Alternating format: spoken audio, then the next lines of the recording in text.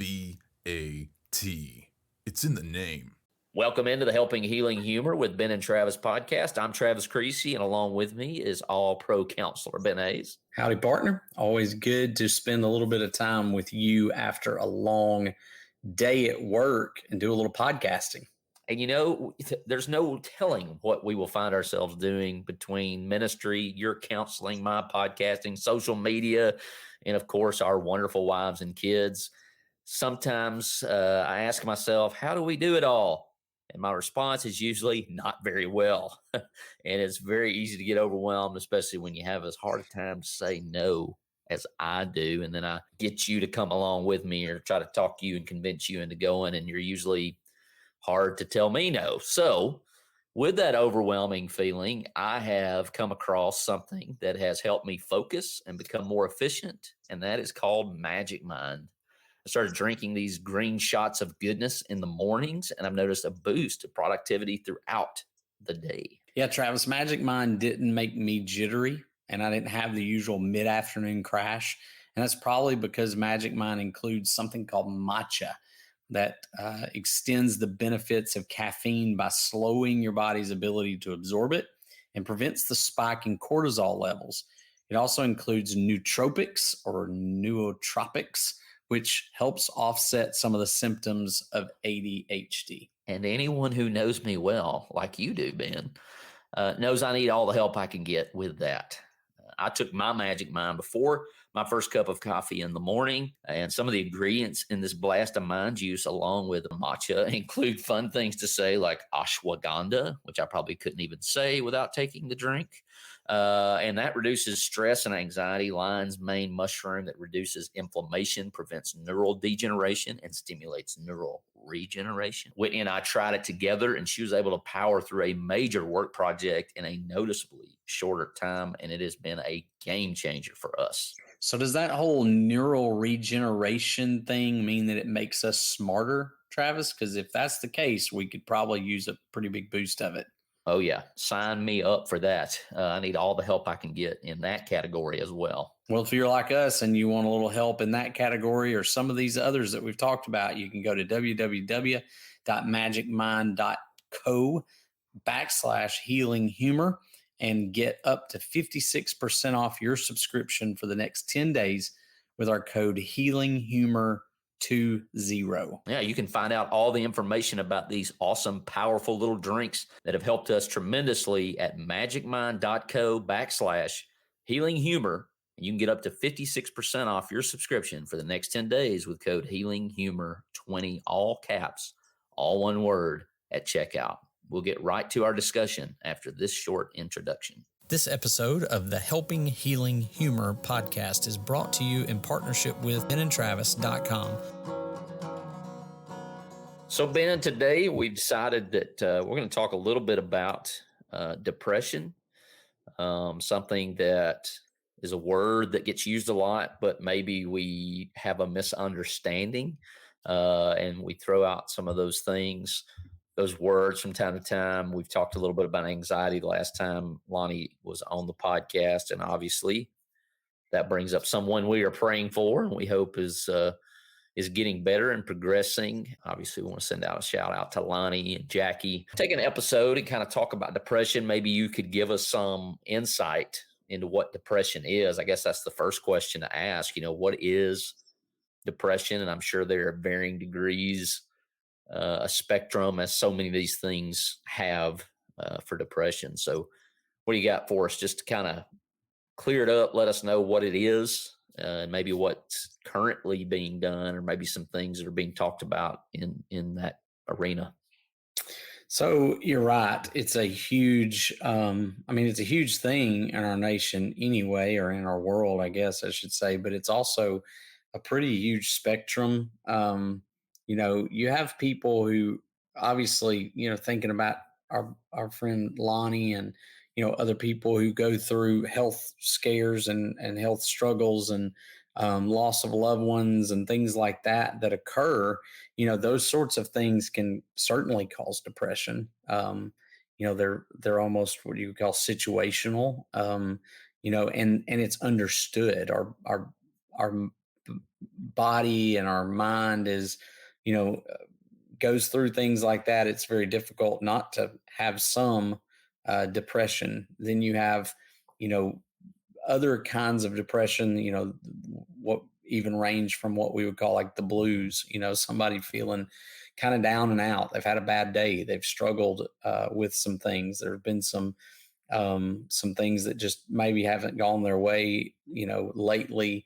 Some mindsets that people have sometimes can contribute to those sorts of depressed thoughts.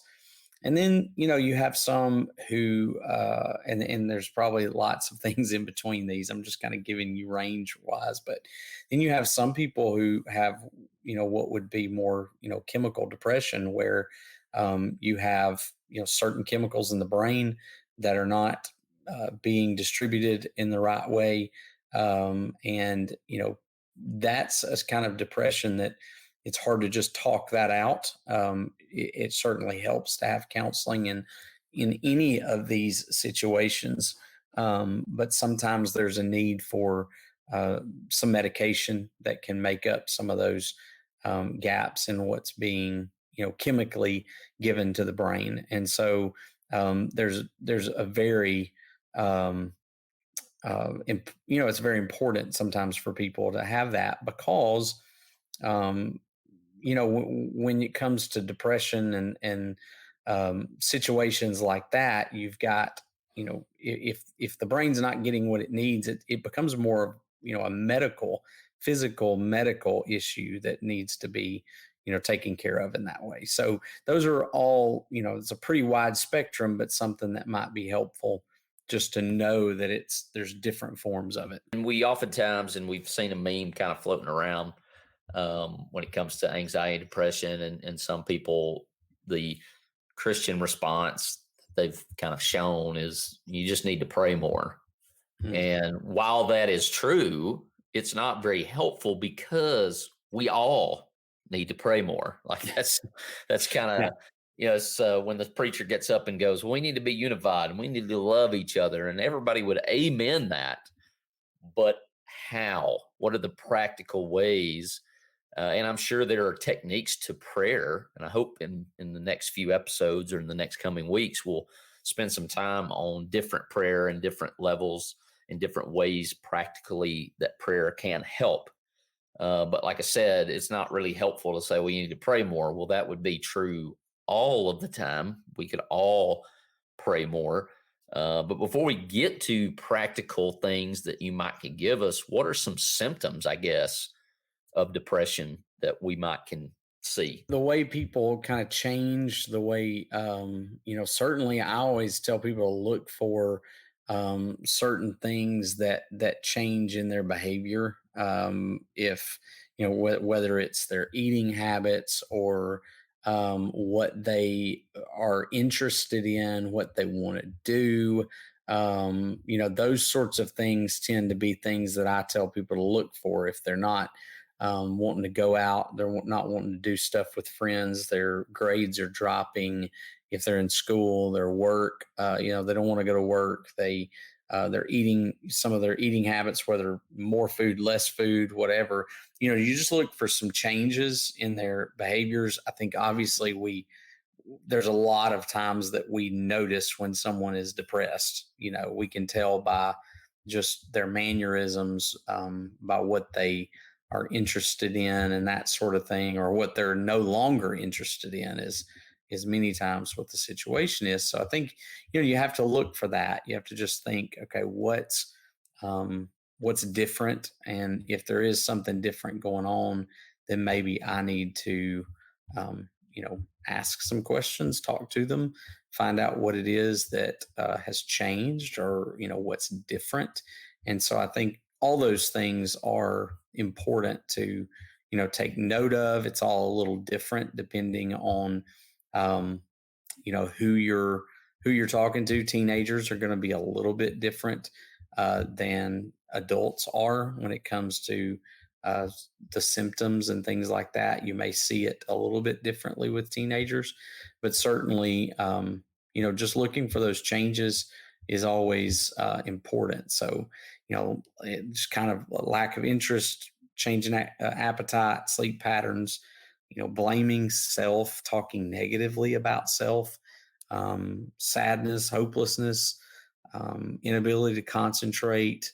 Of course, you get into things like morbid thoughts or school performance and that sort of thing, social withdrawal or boredom. Those are just kind of the list of things that you might look for in symptoms. I think you nailed one of the helpful things is being attentive to these things showing up. And I think I'm chief of centers when it comes to being on my phone all the time or on my computer.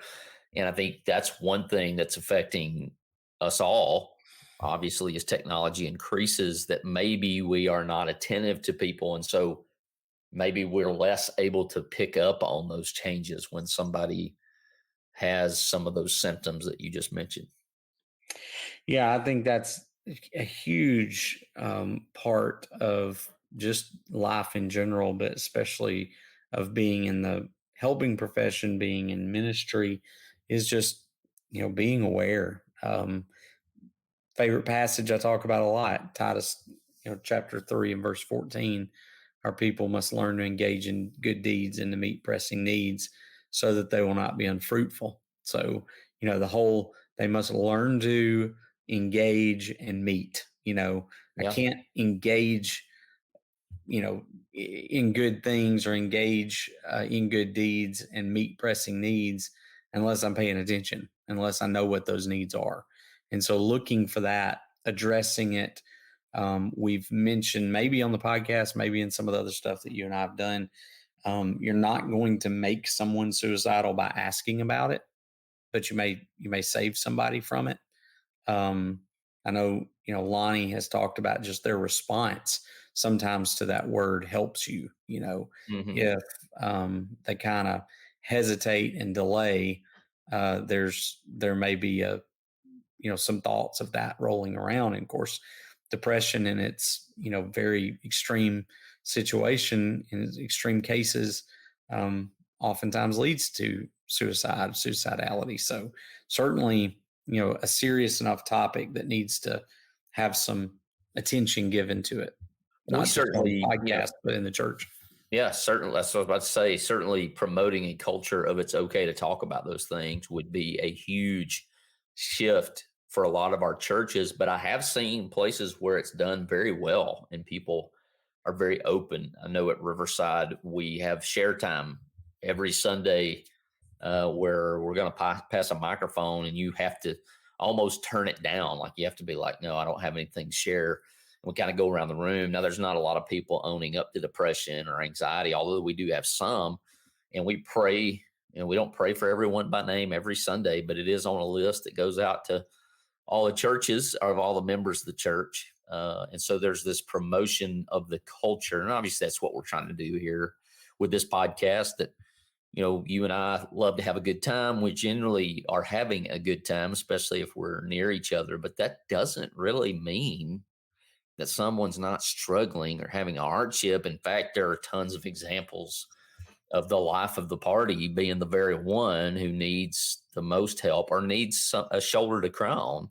But you also mentioned the willingness to be open. So there's that too that's reciprocal. We have a culture that it's okay to be open, but also the person willing to open up about it so that someone knows that they're struggling. And so those kind of go hand in hand. But then probably the most difficult of all that, Ben, is asking questions simply, how are you feeling? How are you doing? And I mean, really, how are you feeling? Yeah. Not a 10-second synopsis. Yeah. And are we really interested in their answer? Is it Yes. one of those, or I really want to know whether you're doing okay or not? And I know that there's a time and a place for all of that. There's times I ask people, how are you doing? And I don't expect a long answer. And there's a relationship that has to be developed for a lot of that as well. I mean, you've probably been in the situation I've been in where there's oftentimes, you're sitting in a restaurant and you ask the waiter or waitress, how you doing? And then they sit down at the table and talk to you for 30 minutes. And you're like, I didn't realize that was going to go there. But, that tells me too, though, in those moments when that's happened, I've thought, when they've walked away, I've told my wife, that probably was something they needed. Nobody else has listened to them. Yes. And, we have literally had that happen in restaurants before. It's not just a joke. I mean, it has happened. And so I think somebody asking and they found an ear that would listen. And that's happened on many occasions with a lot of people. It's just, are we willing to listen for a minute and want to know, or want to hear them, and they know that we want to hear If them. you're So, trained or you have that spiritual gift or maybe have both, people will tell you a lot of things about them if you're attentive. And once again, I'll make the mention that usually I'm kind of asking the question to just make sure it's not too quiet. So probably I don't get in my own feelings, but yeah, taking those times. And I think that was originally what Bible class was about. I think it was about an opportunity to share, not that you shouldn't be studying the Bible, but if you're studying the Bible properly, I think some of that stuff comes up. A lot yeah. of times I have people that come and want to know what I teach for Bible, and we have a 4-year curriculum that we work through the Bible 3 or 4 times. If you go to Riverside, all of your educational through high school. But I tell them, I said, we cover every topic. I mean, everything's relevant because the Bible touches on those things. And you just be amazed, or you wouldn't be amazed. You know how this works, but other folks would be amazed. And this is public school as well. I mean, what kids will tell you. Oh, yeah. If you, even sometimes when that's not what you're hunting for, Mm-hmm. stumble across it and you're like, whoa, okay, I didn't know that was going on. And maybe some of it's not any of my business, but I'd much rather you tell me than suffer alone. Yeah. Yeah. And I think that that's the thing that you run into so many times is people just need to be heard. And if you just, I mean, I think I've mentioned the book, How to Talk So Your Kids Will Listen and Listen So Your Kids Will Talk. There's an art to getting people to talk to you. And or at least, I don't know if it's necessarily getting people to talk to you, or just people being comfortable to talk with you. And so when when they say something, we can very quickly shut people down by going, well, you shouldn't have that thought. Somebody comes to you and says, I'm feeling depressed. Well, you shouldn't Pray be. more. Yeah, pray more. Or, oh, you've got everything going for you. Why are you depressed? Or, anything like that discounts the thought, probably shuts it down, not in a good way. It shuts it down, and they're not going to talk to you anymore because, well, they don't understand. So, when someone says, I'm depressed, I'm lonely, I'm frustrated, I'm hurting, then you kind of giving some affirmation to that, or understanding that feeling, helping them explore it more is more the appropriate response. So, if they're yelling or they're crying or they're whatever, even just a simple statement like, I can see you're upset, opens the door for them to continue to talk. Yeah. I can see that's bothering you, and let them just talk some more. And, yes, I understand, I see, wow, things like that, just little words like, wow, and I see, and, uh-huh, Yeah. some of those things just, it allows them to continue to talk. And Well, in my experience, and you're the all pro counselor here, but from a spiritual standpoint, there are very few people who would just outright refuse to pray with you. And so when I find myself in those conversations and I don't want to say the wrong thing and I can't be silent, which is a lot of the times, then I want to end that conversation with a prayer, and I want to pray in such a way like the tax collector. I'm not praying as though I have this superpower that they don't, because they can pray without me, and hopefully they are. But that's a way that kind of, in my mind, it kind of equalizes everybody. Like, yeah, you have this struggle and I have this one, and we are praying to an almighty God, which we are all equal in the eyes of, and he loves us equally, and he knows our struggle. And so that has been an area where prayer to me has been very helpful, when it's kind of awkward situation, you certainly don't want to say the wrong thing. Most people are not going to turn down a prayer in the right context, which is most, I think. So, Well, and when it comes to, I've prayed with clients today. They are open to it and wanted to, and going through struggles, and even in the midst of their tears, they were wanting to pray about it, pray about the situation they found themselves in, and so very much de- depressed, for some of those reasons we talked about earlier, tragedy or whatever, that was totally understandable to be going through some depression, but still wanted to pray, and hopefully found comfort in that as well. So, I think it's interesting that you pointed out. I mean, there are certain circumstances that the expectation should be, and should be the normal response, is to be depressed or down, or however you technical term you want to use it. I don't want to use anything that would belittle or lighten the importance of that. And so I think sometimes I think of, and I meant to say this earlier, you and I, we kind of fall on that line between, I don't know, are we Gen X? Is that what we are? I know, I'm not real sure, but it's like I don't know. we kind of land in that area where, our parents and their parents were the do not, I mean, we suffer in silence. We're just, no one's going to know that we have a problem. And then the generation behind us and on down is like, no, you should tell everybody everything, regardless of if they ask or not.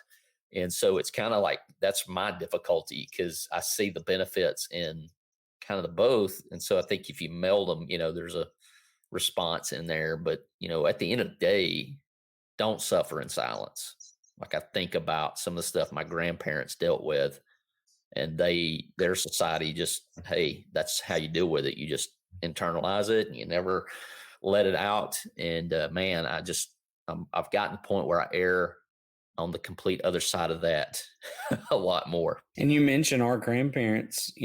Our grandmother was extremely depressed, and it was one of those extreme situations where she wasn't going to pray it away. She was a prayerful woman.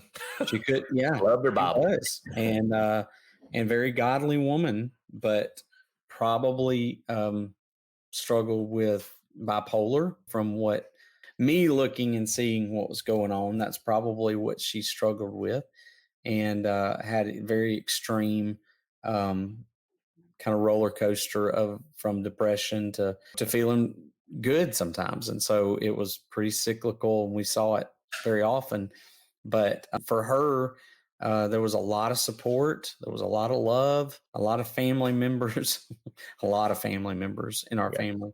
It was people taking care of her and helping her and loving her through it. So even in those moments when it was so difficult and so hard, having people around you is a benefit, and they may not feel like having people around them, but sometimes just having those people anyway is important. I think I've got a few people that would be up in my business, whether I wanted to be in my business or not. And you may be one of them there, Ben, but might be.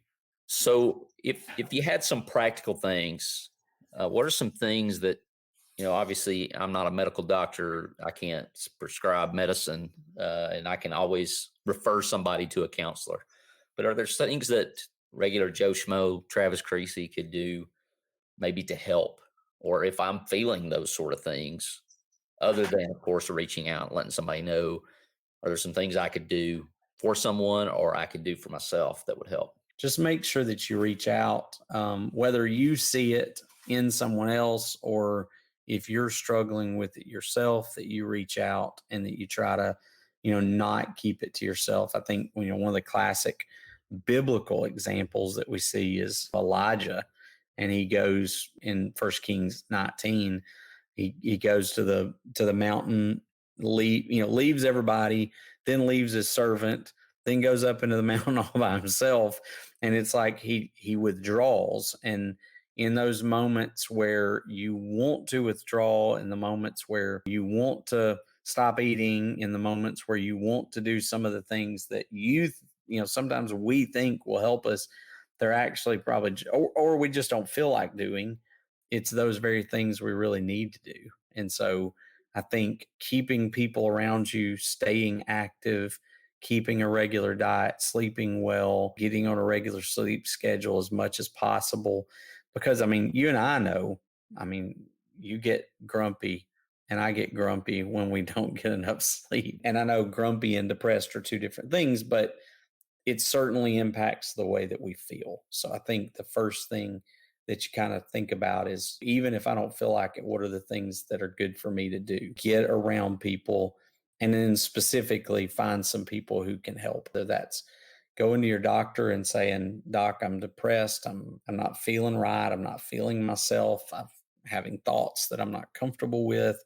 Whatever those things may be, when you start experiencing or seeing with your friends, experiencing things that change in their personality, change in their habits, change in the things that they enjoy doing, downhill with their work or with their schoolwork. That's, I think, when you jump in and go, hey, we need to go talk to somebody. And it might be a doctor, it might be a counselor, it might be both. Sometimes it's necessary to have both. Sometimes it's just fixing some of the ways of thinking. David Burns wrote a book called Feeling Good, the New Mood Therapy, where he sort of talks about the medical or the medicine part of it, and says, sometimes we throw medicine at depression that might not need medicine, that it's just the easy way to put the medicine, to do the medicine. I agree that a lot of times it's needed, but there probably are some times that we just go, I ain't feeling right, so I'm going to take this medicine to make it go away, but we never resolve the things that are causing it. So if there's some ways of thinking, or there's some ways, things around you that you're involved in or seeing, or whatever it is, or can't quit seeing, in your mind, that you've dealt with, those are some times that you probably should see a counselor if there's just reoccurring thoughts that you're just struggling with. And a lot of times it's both. Even people who take medicine also sometimes need some help in just learning some coping skills. So in David Burns's book, he talks a lot about cognitive distortions, which are what he calls, what we have nicknamed stinking thinking, just ways that we think about certain things that oftentimes make us more depressed. And I noticed when I read that book that there were things I was doing, and I've since tried to catch myself when I start doing them, just kind of get back in the right frame of mind. This episode of the Helping Healing Humor with Ben and Travis podcast is brought to you by Heritage Christian University. The mission of Heritage Christian University is simple. We aim to advance the churches of Christ by equipping servants through undergraduate and graduate programs. HCU produces effective communicators of the gospel, focusing on evangelism and a commitment to Scripture. Heritage Christian University offers the following degrees: Associate of Arts in Biblical Studies, Bachelor of Arts in Biblical Studies, Master of Arts, Master of Ministry, and a Master of Divinity. HCU is accredited by the Association for Biblical Higher Education. Since 1968, Heritage Christian University has offered affordable degrees in biblical studies, allowing graduates to thrive in their ministries without the burden of loan debt. For more information about Heritage Christian University, visit www.hcu.edu.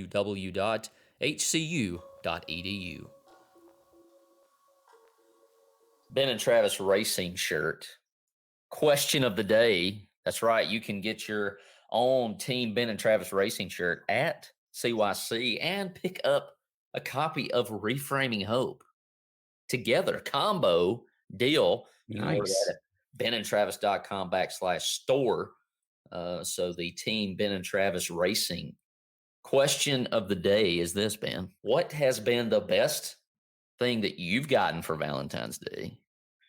Or what is the best gift you have ever given for Valentine's Day? And it doesn't have to be to Kenya. It could be to your kids or that stuff. See, I got little Haley. Her birthday is on Valentine's Day. So I get a cheap but great answer. I guess not cheap, but easy, because Haley's a kid and she's expensive. But the best gift I ever got for Valentine's Day was a little Haley. So there you go. Also Well, a Easter gift because that's when they came to our house. But I mean, that's probably not going to get beaten. So out two things. One would be mine and Kenya's first date was on February the 12th. nice. I hope I got that right, or I'll be in a whole heap of trouble. She doesn't listen. But yeah, that's true.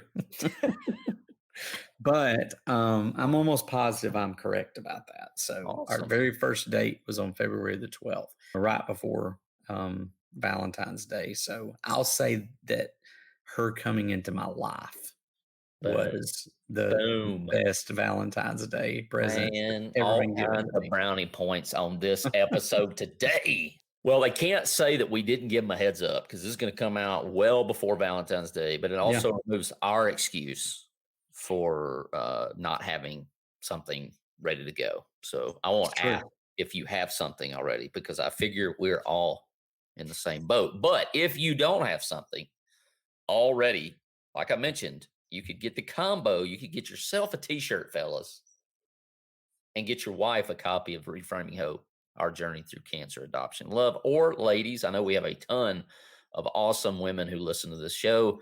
Get the combo. Buy yourself the book. Buy him the t-shirt for Valentine's Day. And we'll all be happy.